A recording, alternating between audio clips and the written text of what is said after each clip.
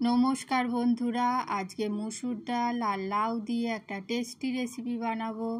এই রেসিপিটা খেতে এতটাই টেস্টি হয় যে বাড়ির সবাই আঙুল চেটে খাবে। প্রথমেই আমি মুসুর ডাল নিয়ে নিয়েছি, খুব ভালো করে ধুয়ে নেব। এটা 30 মিনিট মতন একটু ভিজিয়ে রাখবো। আর লাউ নিয়ে নিয়েছি, লাউটাকে ছোট ছোট কুচি কুচি করে কেটে নেব। লাউ কাটা হয়ে গিয়েছে, পেঁয়াজ কুচিয়ে নিয়েছি।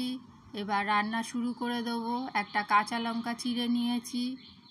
আমি লাউয়ের খোলা ছাড়াইনি, আপনারা লাউয়ের খোলা ছাড়িয়েও করতে পারেন, আবার লাউয়ের খোলা শুদ্ধও করতে পারেন।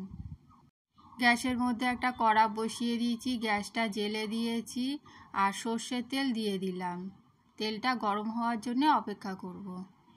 তেলটা এখন একটু গরম হয়েছে, একটা তেজপাতা ছিঁড়ে দিয়ে দিলাম আর একটা শুকনো লঙ্কা দিয়ে দিলাম।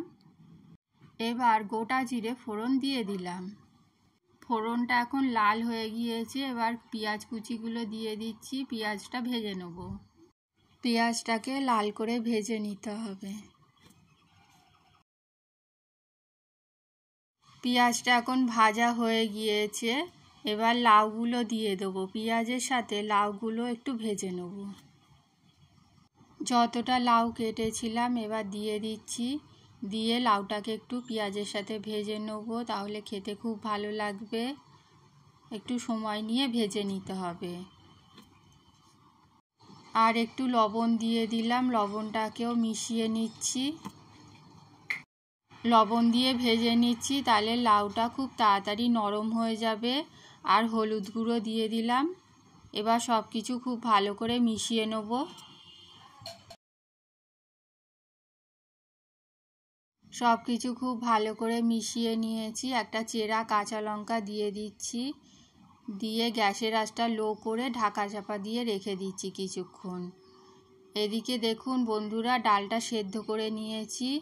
প্রেসার কুকারে আমি একটু জল দিয়েছিলাম, 4টে সিটি দিয়েছিলাম আর লবণ দিয়ে ডালটা সেদ্ধ করে নিয়েছি।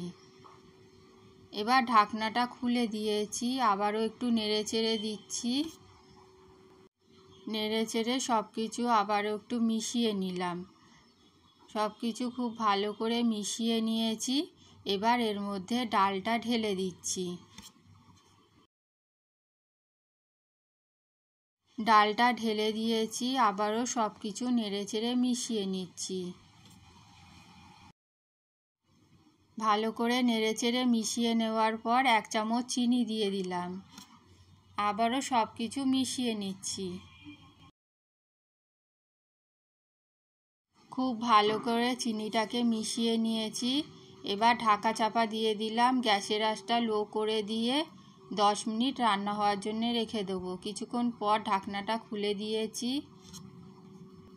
এবার এই ডালের মধ্যে 1 চামচ ভাজা জিরের গুঁড়ো দিয়ে দিলাম আর অল্প একটু গরম মশলার গুঁড়ো দিয়ে দিলাম। সব কিছু খুব ভালো করে আবারও মিশিয়ে নিচ্ছি। লাউটা সেদ্ধ একটুখানি বাকি আছে, তাই ঢাকা চাপা দিয়ে 5 মিনিট মতন রেখে দেবো। 5 মিনিট পর ঢাকনাটা খুলে দিয়েছি। লাউ সেদ্ধ হয়ে গিয়েছে, রান্নাটা হয়ে গিয়েছে। এবার গ্যাসটা বন্ধ করে দেবো। মুসুর ডাল দিয়ে লাউ এভাবে রান্না করলে খেতে খুব টেস্টি হয়। এই ডালটাকে এবার আমি একটা বাটির মধ্যে তুলে নেব। এতটাই টেস্টি হয় যে এই ডালটা আপনারা একবার বানালে বারবার বানাবেন। ডালটাকে একটা বাটির মধ্যে তুলে নিচ্ছি। লাউ ডালের সাথে পাঁপড় ভাজা বা আলু ভাজা পরিবেশন করলে খেতে খুব ভালো লাগবে। আপনারা অবশ্যই বানিয়ে দেখবেন। মুসুর ডাল দিয়ে লাউ এইভাবে রান্না করলে আপনারা বুঝতে পারবেন এই ডালটা খেতে কতটা টেস্টি হয়। আমার ডাল রান্না হয়ে গিয়েছে, এবার ডালটা পরিবেশন করে দেবো। দেখুন কতটা সুন্দর দেখতে হয়েছে আর খেতেও খুব টেস্টি হয়েছে। আপনারা অবশ্যই বানাবেন আর রেসিপিটা ভালো লাগলে একটা লাইক দেবেন। ফিরে আসবো নতুন একটা রেসিপি নিয়ে। পুরো রেসিপিটা দেখার জন্য অনেক অনেক ধন্যবাদ। ভালো থাকবেন, সুস্থ থাকবেন। Tata, bye bye.